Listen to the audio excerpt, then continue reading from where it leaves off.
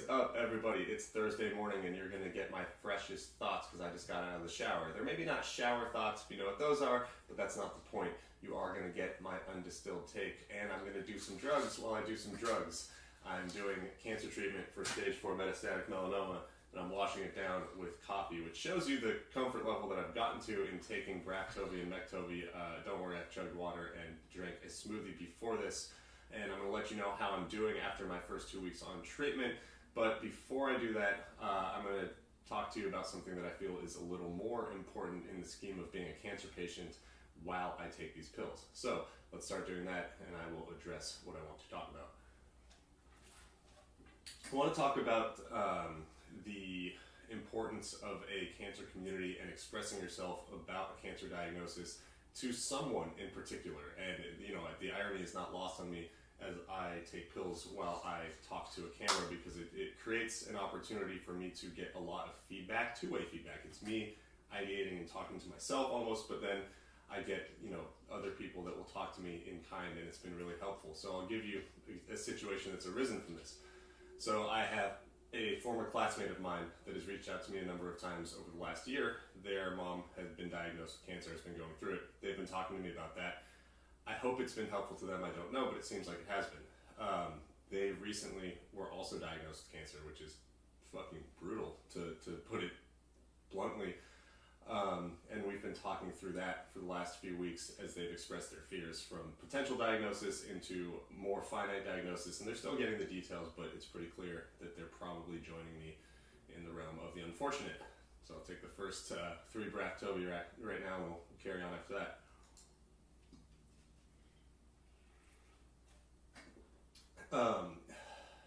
One of the things that they've been expressing to me, we haven't talked that much. I don't want to make it up like I'm some sort of crisis counselor. We spoke for a lot the other day.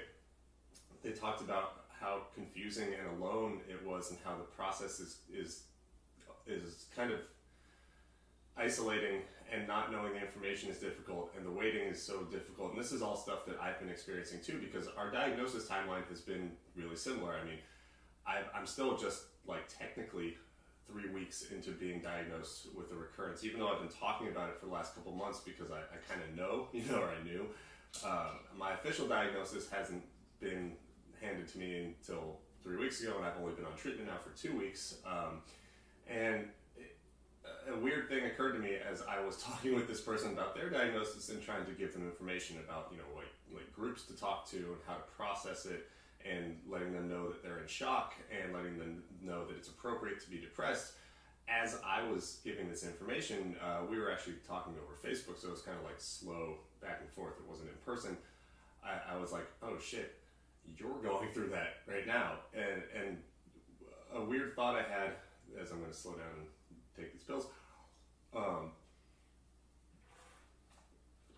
By the way, I don't know if I'm going to tolerate this with coffee. I think I will. I'm pretty damn used to the processing of these pills, but way better with really good coffee.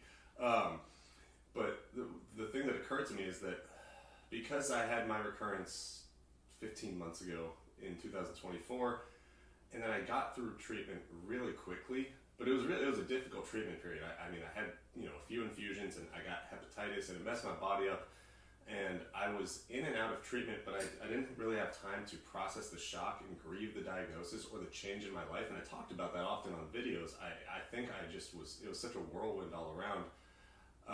And then I had several cancer scares last year, and ultimately another one this year that turned into a recurrence. I was sitting there talking to her about the processing and the grief and the depression portion. I was like, man, I haven't had a lot of time to just do that. And it's not that I want to do that, but it's what I'm doing. You know, I found myself very depressed last week, and just kind of looking at it, you know, the situation of being depressed, and be like, yeah, of course.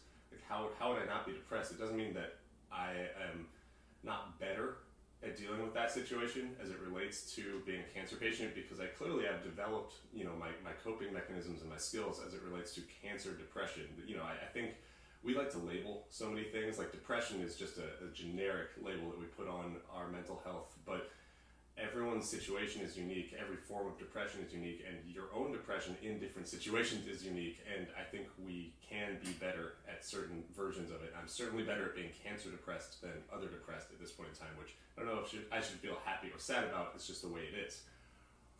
So, the greater point that I'm trying to bring up here, because I know I'm getting lost in the woe is me shit, talking to people and finding similar experiences as a cancer patient, it's really helpful. It's why I started doing this stuff, and I was reminded of it again the other day. And it's multi-directional. Like I said, I'm not some huge authority on speaking about cancer. I'm just a dude who's been through it a few times. And I also want to point out that if you're watching this, whether you know me personally or you've just found my channel, you know, via YouTube or some other source, please reach out to me in whatever way you can. DM me, I get that a lot, or comment, I get that a lot. I'm always going to try and respond because, one, it's selfish. I learn a lot from it. You know, this is a great example. I was talking to someone who came to me with their fears, and it ultimately reminded me that I need to be more human in this moment. I need to give myself a little latitude the same way I recommended that they give themselves some grace.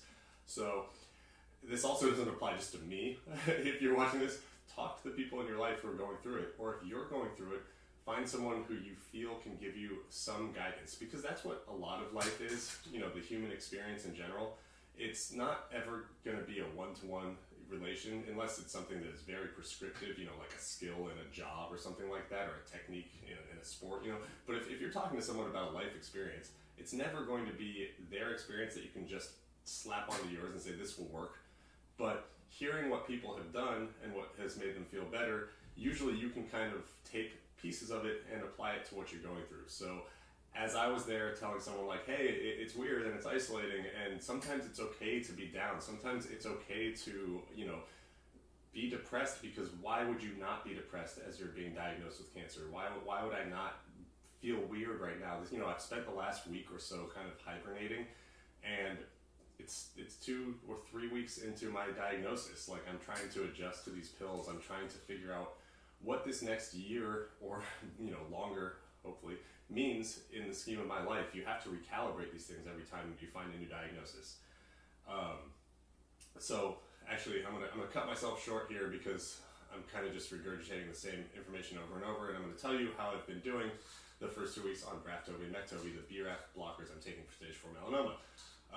So far, the first 2 weeks have been really tolerable, and that's a huge win. It doesn't mean there's 0 side effects. I have this like kind of schedule of side effects. So I just took these pills. It's a little after 9 a.m. I typically take them at 9 a.m. By 10 a.m. I get a little bit of light sensitivity. My eyes dry out. I get some visual side effects. Those have actually been diminishing, which is good. I get tired in the middle of the day. Who doesn't? And then sometime in the evening I get nauseous. I think I've had 2 days in each of the last 2 weeks where I've gotten like, side effecty, like, I've gotten cold and fatigued and I've had to just lay down. It's like a 3 out of 10, I can deal with all these things, and if I was to have to do this for 50 more weeks, which is the prescription, that'd be fine.